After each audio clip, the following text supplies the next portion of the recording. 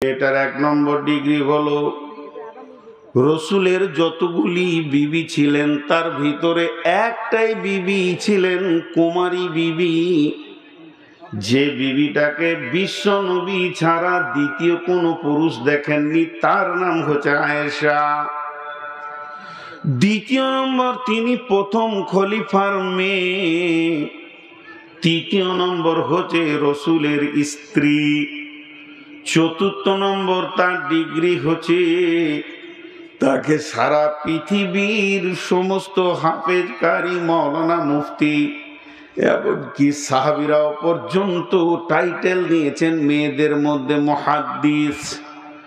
এই পর্যন্ত শেষ নয়, আম্মা জান আয়েশা বলতেন আমাকে আল্লাহ 5খানা সম্মানী দিয়েছেন, ইজ্জত দিয়েছেন। তার মধ্যে 1 নম্বর হলো আমার বৈবাহিক জীবন, বিবাহ জীবনটা আমার পৃথিবীর মাটিতে নির্বাচন হয়নি, এটা আল্লাহ আসমান থেকে নির্বাচন করেছেন, আমি রসুলের বিবি হব। 2 নম্বর আমার সম্মান, আমার ঘরে কোরআনের আয়াত নাযিল হয়েছে।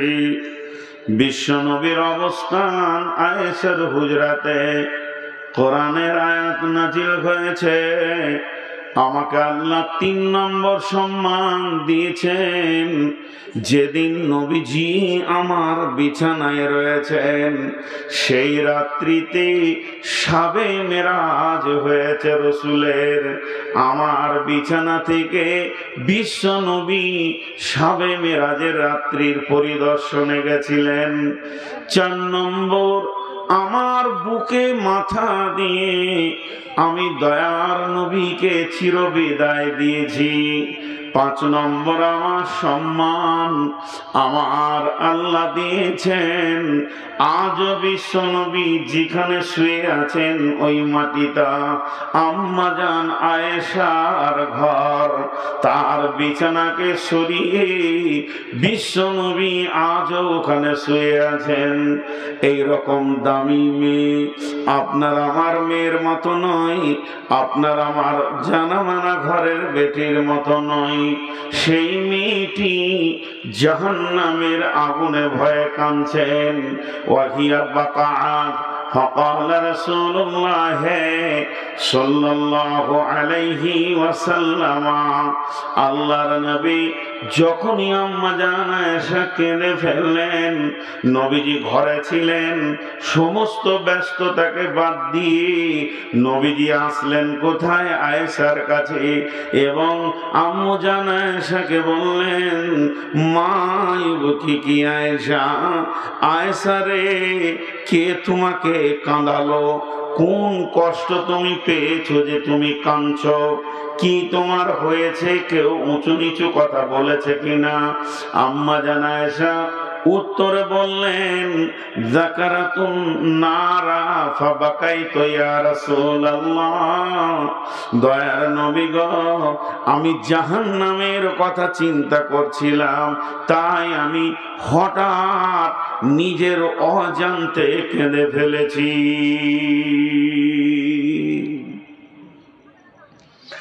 জাহান্নামের কথা চিন্তা করছিলাম তাই কেঁদে ফেলেছি। ছোট্ট একটা উদাহরণ দেবো এখানে মাঝে ছোট করে বোঝার জন্যে। আমি এখানে বসে কাঁদছি, কোনো কারণে কাঁদছি, কোন একটা কারণ আছে, আমার চোখ দিয়ে পানি এসছে। তো কমিটির লোক দেখছেন যে আজকে তো এই লোকটা আমাদের মেহমান, তো মেহমান কাঁদবে কেন, কি হলো? এসে আমাকে জিজ্ঞেস করছে, হুজুর আপনি কাঁদছেন কেন?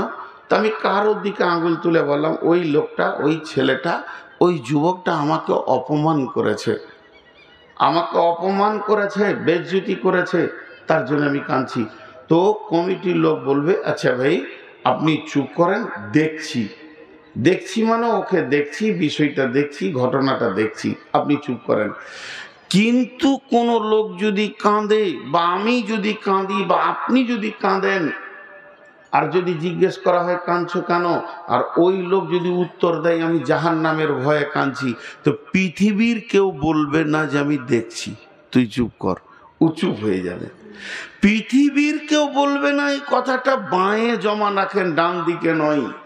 এমনকি বিশ্ব নবীও আয়েশাকে বললেন না যে আমি দেখছি তুমি কাঁদিও না। বিশ্ব নবী যখনই শুনলেন আয়েশার মুখে যে আমি জাহান্নামের আগুনের ভয়ে কাঁদছি, তো বিশ্ব নবী স্ট্যাচু হয়ে গেলেন, চুপ হয়ে গেলেন। কিন্তু মেয়েদের ভিতরে অনেক চালাক ছিলেন আম্মু জান আয়েশা। তিনি কি দেখলেন, কি বুঝলেন এখান থেকে যে আমি কেঁদেছি, আমার চোখের পানি রসুলের কলিজাতে লেগেছে, আমার চোখের পানিটা এত গুরুত্ব হয়ে গেছে যে রসুলকে প্রভাবিত করেছে, রসুলকে চঞ্চল করে তুলেছে, তাহলে রসুল তো আমাকে ভালোবাসে। এই প্রমাণটা একটা বেরিয়ে আসলো। এই প্রমাণটা যখন বেরিয়ে আসলো তখন উনি আর একটা সুযোগকে গুছানোর চিন্তা নিলেন। সেটা কি জানেন? আম্মা জান আয়েশা ভাবলেন, স্বামী আমার, নবী আমার, আখিরি পয়গম্বর আমার, প্রিয়তম আমার, তিনি আমাকে কত ভালোবাসেন। আমি কান্না করেছি, তিনি অস্থির হয়েছেন, স্থির থাকতে পারেননি। তাহলে এই সুযোগে আমি কাজকে গোছিয়ে নি। বিশ্ব নবীকে বলছেন, হালতাজ করুন আহালিকুম ইয়াউমাল কিয়ামাতি ইয়া রাসূলুল্লাহ। দয়ার নবী গো, এটা হলো মদিনার মাটি, দুনিয়ার মাটি। মানুষ এখানে কাঁদবে, মানুষ চুপ হয়ে যাবে, আবার কাঁদবে, আবার চুপ হয়ে যাবে। মানুষের এমন একটা দিন আসবে, সেদিন মানুষ অটোমেটিক চুপ হয়ে যাবে। কিন্তু সামনে একটা দিন তত্তর তত্তর তত্তর করে আগিয়ে আসছে, যে দিনটা শুধু কাঁদার পালা পড়ে যাবে।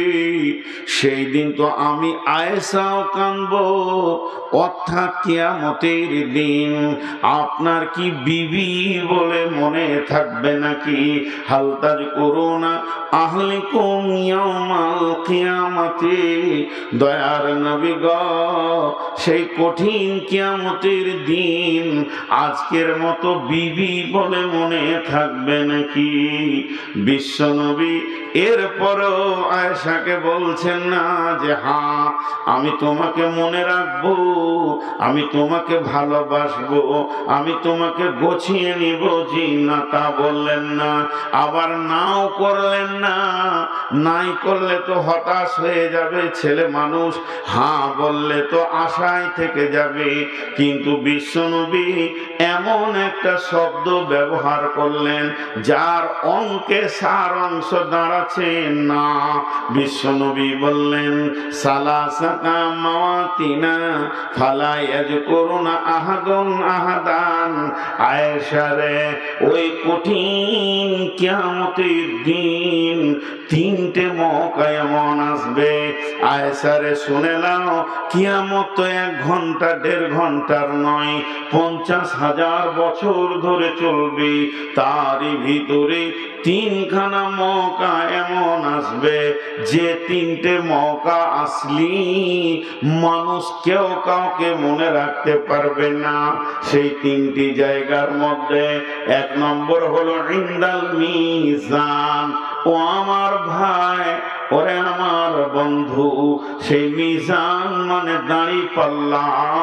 দাড়ি পাল্লাতে যখন নেকি বদি ওজন করা হবে, কেউ কাউকে মনে রাখতে পারবে না। 2 নম্বর হলো যখন ডান হাতে বাঁ হাতে সার্টিফিকেট দেওয়া হবে এবং বলা হবে নিজের নিজের আমলকে ধরে লাও আর নিজের রাস্তা ধরে লাও। জান্নাতি জান্নাতে যাও, জাহান্নামী জাহান্নামে যাও। তখন কেউ কাউকে মনে রাখতে পারবে না। এবং 3 নম্বর হলো ইদা উদিয়াত তরিকু ফি যাহারি জাহান্নাম। জাহান্নামের মুখে যখন পুলিশে আটকে রাখা হবে, তখন কেউ কাউকে মনে রাখতে পারবে না। ভাই আমার, বন্ধু আমার, মা আমার, বোন আমার, বেটি আমার। এই হাদিসটা থেকে আমরা রিজাল্ট কি পেলাম? বিশ্ব নবীও পর্যন্ত নিজের বিবির ব্যাপারে 100% তাকে গ্যারান্টি দিলেন না। তার মানে নিজের আমল তৈরি করো। লূত আর নূহের বিবির ব্যাপারে আল্লাহ প্রকাশ করে দিয়েছেন কোরআনে, ওয়াকিল আদখুলান নারা মা'আদ-দাখিলিন, তারা চিরদিন জাহান্নামে থাকবে।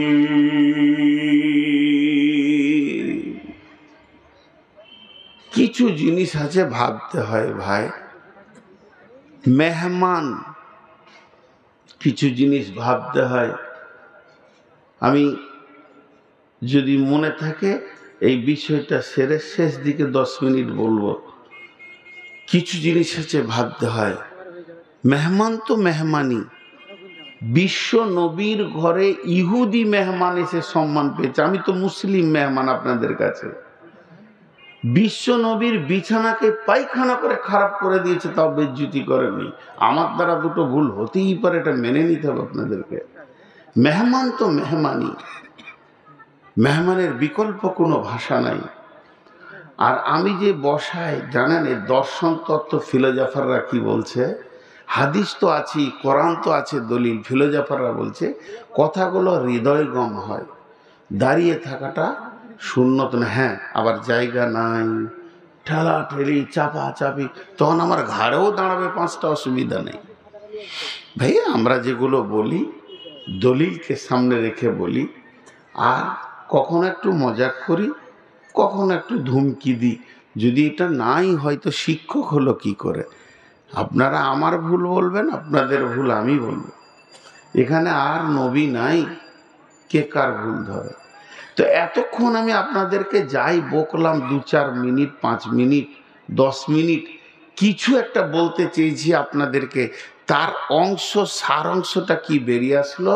যে যত বড় নেককার মানুষ হোক না কেন, পরেশগার মানুষ হোক না কেন, তার অধীনস্থে যারা আছে ওর নেকিতে জান্নাত যাবে না। নিজে নিজে আমল করতে হবে। রসুলের বেটা ছিল, মারা গেছেন ছোটতে, কাসিম, হাসিম, তৈয়ব, মারা গেছেন।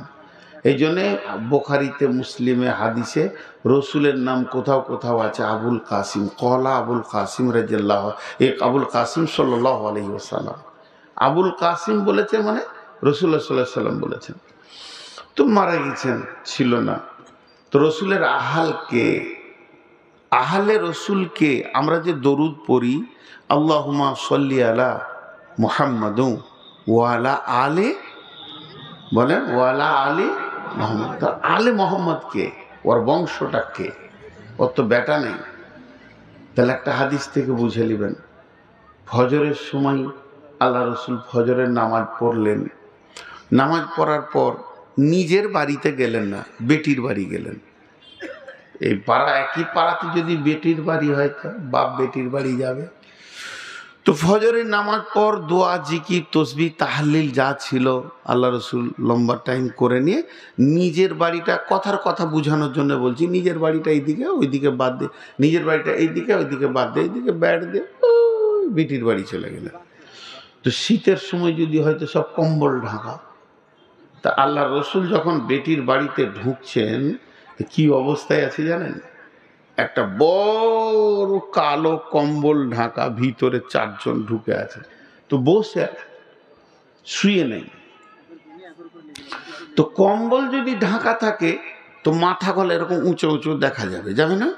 তাহলে দাঁড়িয়ে দাঁড়িয়ে দেখছেন, আইডিয়া করছেন, এটা আমার বেটি ফাতেমার মাথা হবে, এটা আলীর মাথা হবে, আইডিয়া করছেন আর কি। আর ফজর পর সকাল হতে চলেছে, আর ওই কম্বলের ভিতরে দুটো ছোট ছোট মাথা ফ্রিক ফ্রিক ফ্রিক ফ্রিক করে খালি লাফাইছে, ভিতরেই চিল্লাচিল্লি করছে হাসান আর হোসেন।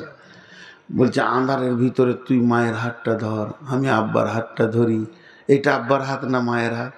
আল্লাহ রসুল এইভাবে দেখছেন আর মুচকি হাসছেন। ওরা 4 জন যে কম্বলের ভিতরে আছে এরা জানে না ফাতেমা জানে না যে আব্বা এসেছেন, আলী জানেন না যে আমার শ্বশুর এসছেন, হাসান হুসানও জানে না যে নানা এসছেন। ওরা খেলছে আর আল্লাহ রসুল পৌঁছে গেছে। এই দেখতে দেখতে নবীজি কম্বলটা তুলে দিয়ে ঢুকে পড়লেন। কয়টা মাথা হলো? 5টা। বিশ্ব নবী কম্বলের ভিতরে ঢোকার পর এক কাঁধে নিলেন আলীকে, আর এক কাঁধে নিলেন ফাতিমাকে, সামনে 2 জনকে জড়িয়ে ধরলেন হাসান আর হোসেনকে। 4-5টি মাথাকে এক জায়গায় জমা করে নবীজি বলছেন, আল্লাহুম্মা হাদিহি আহলি, হে আমার আল্লাহ, এটাই হলো আমার আহাল। যে আমার আহালকে ভালোবাসবে আল্লাহ তুমি তাদের ভালোবাসিও, আমার আহালকে যারা কষ্ট দেবে তাদের বিচার আল্লাহ তুমি করিও। এটা আমার আহাল। কত মহব্বতের, কত মহব্বতের ঘটনাটা শেষ দিকে বুঝবেন যে কি কঠিন। ইমাম হাসান ইমাম হোসেনকে বিশ্ব নবী কত ভালোবাসতেন। মসজিদের জমায়ে, মসজিদে নববীতে নবীজি মিম্বারে উঠে খুতবা দিচ্ছেন, রানিং খুতবা। হয়তোবা খুতবাটা চলবে 40 মিনিট, চলে গেছে 10-15 মিনিট, তার মানে রানিং খুতবা। এই খুতবা চলছে, এমন সময় হাসান আর হোসেন, এইটুকু ছোট বাচ্চা, 2 ভাই সুন্দর করে নবী মসজিদে এসেছেন সালাত আদায় করার জন্যে। তারা মাসুম বাচ্চা, আম্মুজান ফাতিমা সুন্দর করে সাজিয়ে মসজিদে পাঠিয়ে দিয়েছেন, বাবারা যাও নানাজির খুতবা শুনে এসো। 2 ভাই যখন মসজিদের গেটে ঢুকছে তখন বিশ্বনবী খুতবা থেকে নেমে গেলেন। মুসাল্লিদেরকে এইভাবে সাইড করতে করতে মসজিদের মেন গেটে গিয়ে এক কাঁধে হাসানকে আর এক কাঁধে হোসেনকে নিলেন। এরপরে আবার মিম্বারে উঠে খুতবা দিতে লাগলেন। আপনাদের গায়ে ইমাম সাহেব যদি এরকম করে চাকরি থাকবে? ও কথা বলে না, চাকরি থাকবে। ওর বেটাটা এসে আবার কোলে লিদে খুতবা দি থাকবে না। শিশুদের অনেক অধিকার আছে। খুতবা যেই দিতে শুরু করলেন কোরআনে আয়াত নাজিল হয়ে গেল। কি আয়াত নাজিল হলো? বিসমিল্লাহির রহমানির রহিম, আল মালু ওয়াল বানুনা জিনাতুল হায়াতিদ দুনিয়া। মাল, সন্তান হলো পৃথিবীর সৌন্দর্য। নবীরে চোখের ঠান্ডা হলো সন্তান। কত মহব্বতের জিনিস। আর একটা শুনিয়ে দিই, তারপরে আয়াতটা শোনাবো। ভিতরটা কত জ্বলবে, ভয় লাগবে। বিশ্ব নবী আসরের ফরজ নামাজ, সুন্নত নয়, নফল নয়, ফরজ নামাজে সাজদায় পড়ে আছি। জামাতে নামাজ একা নয়, সমস্ত সাহাবীরা সাজদায় পড়ে আছেন। ইমাম হোসেন কি রসুলের ঘাড়ে চড়ে নিয়ে বলছে ঘোড়া চড়েছে। নবীজির ঘাড়ে ইমাম হোসেন বসে আছে। ইমাম হাসান বলছে ঘোড়া কেন যাই না, পাছাই ধরে ঠেলছে। এদিকে 2 ভাই রসুলকে ঘোড়া বানিয়েছেন। সাজদার দোয়া শেষ হয়ে গেছে, নবীজি মাথা তুলতে যাবেন, জিবরাইল আমিন এসে বলে গেলেন কানে, নবীজি গো, যতক্ষণ পর্যন্ত ওরা ঘাড় থেকে না নামবে আপনি ঘাড় তুলবেন না, এটা আল্লাহকে ভালো লেগেছে। সাহাবীরা বলছেন এত লম্বা সাজদা কেন? কাছাকাছি সাহাবীরা দেখেছেন দেখলেন রসুলকে ঘোড়া বানানো হয়েছে, দুই নাতিতে ঘাড়ে চড়ে নিয়েছে, হাত বাড়িয়ে নামাতে যাচ্ছে।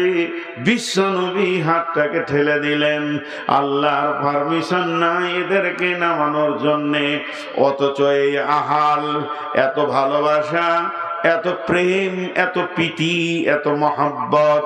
সূরা কাফের ভিতর আয়াত নাজিল হলো, কুল মা কুনতু বিদআম মিনার রাসূল, হে নবী তুমি তোমার আহালদেরকে ডাকো, হোসেনকে ডাকো, হাসানকে ডাকো, ডাকো আলীকে, ডাকো ফাতেমাকে, ওদের কানে ভরে দাও এই আয়াতটা। তুমি কোন নতুন নবী নও, তোমার আগে অনেক নবী চলে গেছে, কম বেশি 1.5 লাখ নবী চলে গেছে।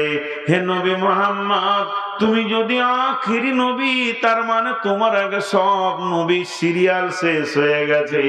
হে নবী মুহাম্মদ, নিজেকেই তুমি নবী ভাবিও না, এর আগে অনেক নবী চলে গেছে। অতএব তোমার আহালকে বলে দাও, কিয়ামতের মাঠে যখন হিসাব শুরু হবে, তখন হিসাবের পাতা যখন জমা করা হবে, হিসাবের খাতা যখন জমা করা হবে, নবীর বেটি ফাতেমা বলে কোন রকম কনসিডার হবে না, নবীর জামাই বলে কোনো বেনিফিট থাকবে না। হাসান হোসেন নবীর নাতি যে ঘাড়ে চড়েছে নামাজে, এই বলে আমার আল্লাহ সেদিন কোনো কনসিডার করবে না। নিজের আমলে আল্লাহকে রাজি করে নিজের ময়দানে গিয়ে দাঁড়াতে হবে। বিশ্বনবী ওই দিন সমস্ত চোখের পানিতে আহাল বংশদেরকে বলেছিলেন, ও মা বেটি ফাতেমা রে, নিজের আমল নিয়ে নিজে তৈরি হয়ে যাও। এর জন্য সারা দুনিয়াকে ওই আয়াতে আল্লাহ কি জ্ঞান দিচ্ছেন, দারাবাল্লাহু মাসালাল লিল্লাযিনা কাফারু ইমরাতা নূহি ইমরাতা লূতিন কানাতা তাহতা আবদাইনি মিন ইবাদিনা সালিহাইনি ফাখানাতাহুমা ফালাম ইগনিয়া আনহুমা মিনাল্লাহি শাইআ ওয়া কিলা দুখুলান নারা মা'আদ দাখিলিন।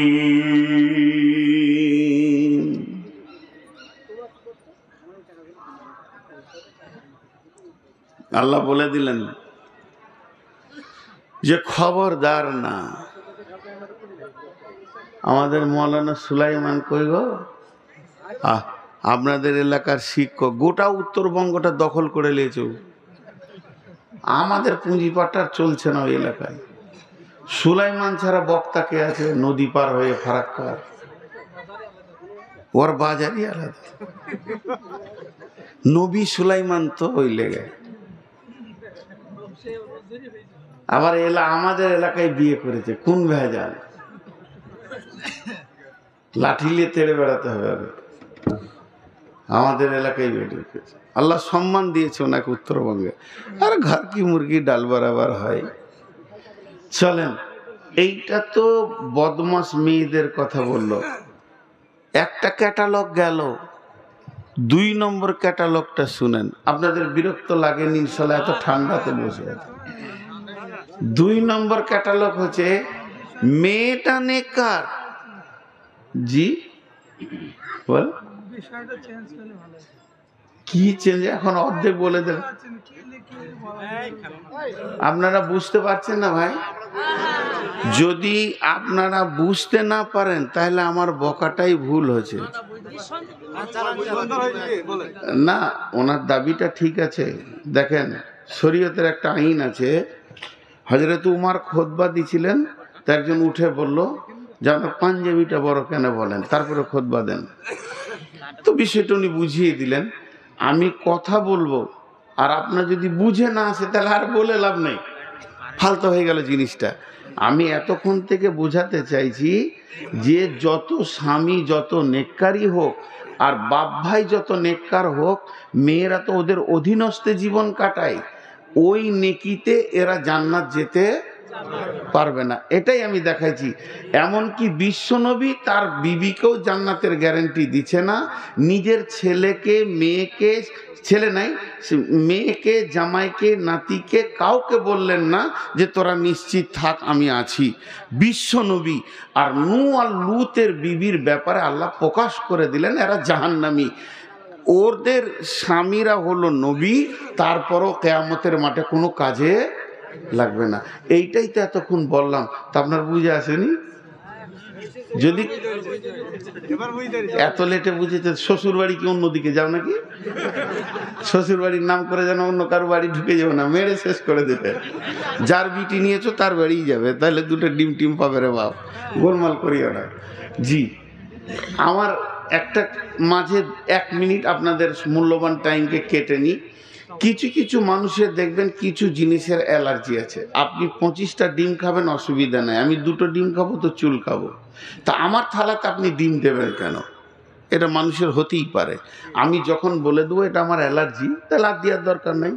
ভাই আমি সুগারের রুগী, আমি মিষ্টি খাবো না, আলু খাবো না, তা আপনি জোর করে বলছেন খান আমার হাতে, এটা ঠিক নয়। আমার একটা অ্যালার্জি আপনাদেরকে বলে দিই, দাঁড়িয়ে দাঁড়িয়ে কোরআন হাদিস বিনা কারণে যদি কেউ শুনে, এটা আমার চোখের অ্যালার্জি, আমি নিতে পারি না।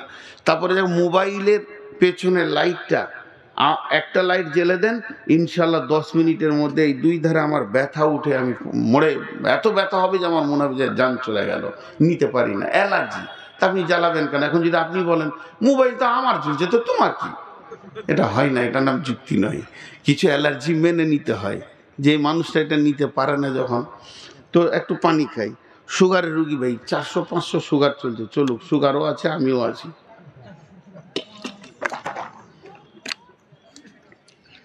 এবার এটা উল্টোটা হবে, এতক্ষণ যেটা দেখালাম তার উল্টা। মেয়েটা নেককার, বহুত পরেজগার মেয়ে আছে। এই পর্যন্ত না হলো আমাকে বেশ কিছু মেয়ে ফোন করেছে, হুজুর একটু পরামর্শ দেন। কয়েকদিন আগে যে আমার স্বামীটা প্রতিদিন রাতে মদ খেয়ে আসবে, জুয়া তো খেলি, মদ খেয়ে এসে এত শারীরিক নির্যাতন করে, তো আমি যদি ইচ্ছা করে তালাক লি তো গুনাহ হবে। তা আমি আবার ফতোয়া দিতে পারি না, আমার পুঁজি নাই, ফতোয়া দিই না, লই পারবো না দিতে। ফতোয়া দিতে গেলে যে পুঁজি দরকার সেটা নাই।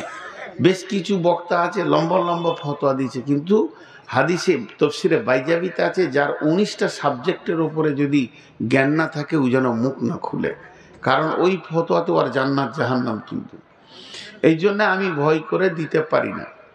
ওদেরকে আবার আমি বলি যে এই আলেমকে নাও, নম্বর নাও, এই মাদানি নাও।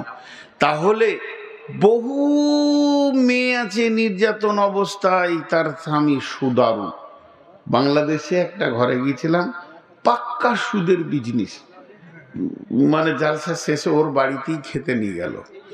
তো যখন শুনলাম যে সুদ খাইতে, আমার শরীর খারাপ হয়ে গেল, আর খাইনি, খাবো না, অনেক রাত হয়ে গেছে, ডায়াবেটিস তো, খাবো না, খেলাম না। তো এতটি মাল বেঁধে দিল, তো নিয়ে এলাম, রাস্তায় দিয়ে দিলাম, দেখেলি এই যে অরুচিকর। তাহলে তার স্ত্রী কি করে জীবনটা কাটাচ্ছে, আমি নাইলে একটা দিন কাটিয়ে নিলাম। সুদ কে খায়? একটা ফ্যামিলিতে বাপ আছে, মা আছে, ছোট ভাই, ছোট বোন, তারপরে দাদা দাদি, স্ত্রী, মেয়ে, ছেলে, এতগুলো আছে। সুদ খায় একজন, ঘরের যে মালিক, যার দ্বারা ইনকাম হচ্ছে।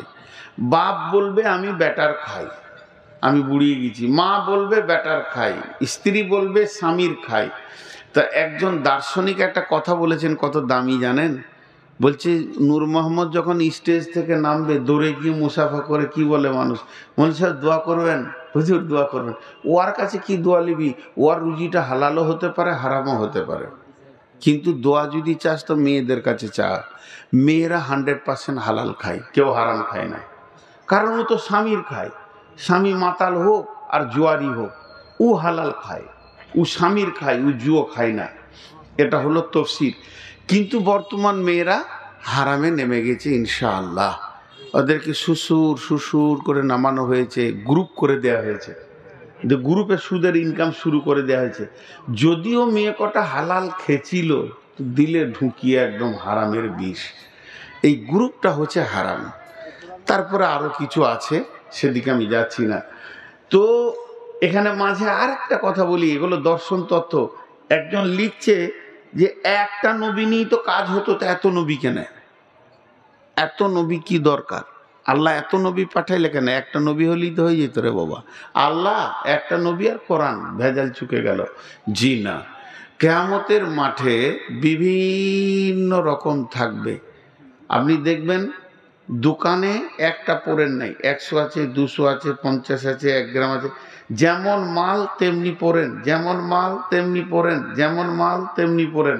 তো কিয়ামতের মাঠে যেমন যেমন আসামি আল্লাহর কাছে আসবে, তেমনি তেমনি নবীকে দিয়ে ওজন করবে।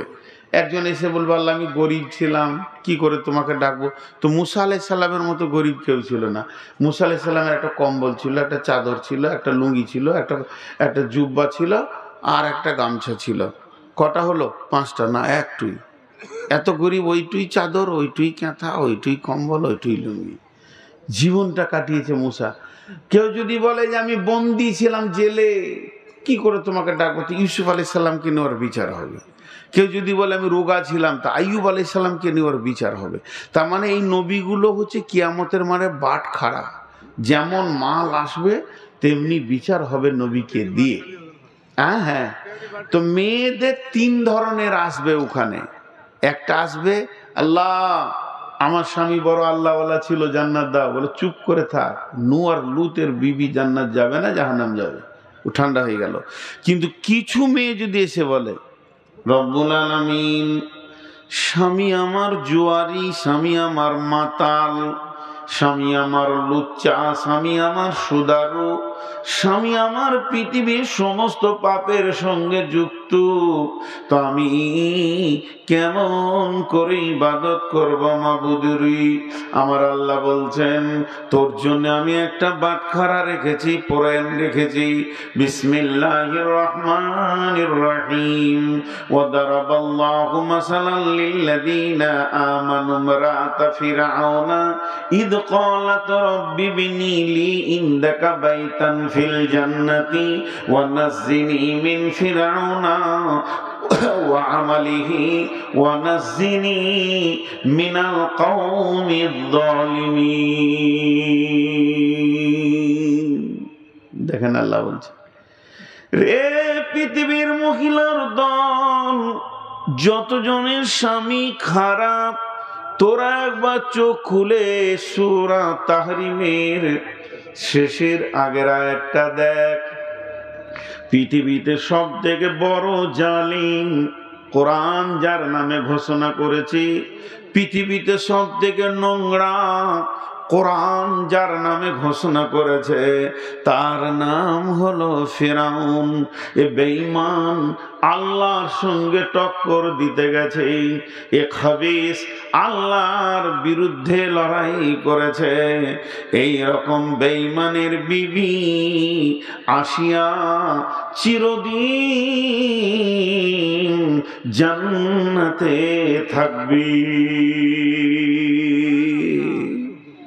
বলেন, ফেরাউনের বিবি আসিয়া জান্নাত চলে গেল, ফেরাউনের বিবি আসিয়া জান্নাত চলে গেল কেন? সে তো কত দামি মেয়ে। তাহলে শুনেন, ফেরাউনাকে বলছে আমাকে আল্লাহ বল। বলছে আল্লাহ বলবো না। বলছে আমি যে গোটা দুনিয়ার আল্লাহ রে, তো আল্লাহ বল। বলে আল্লাহ বলবো না।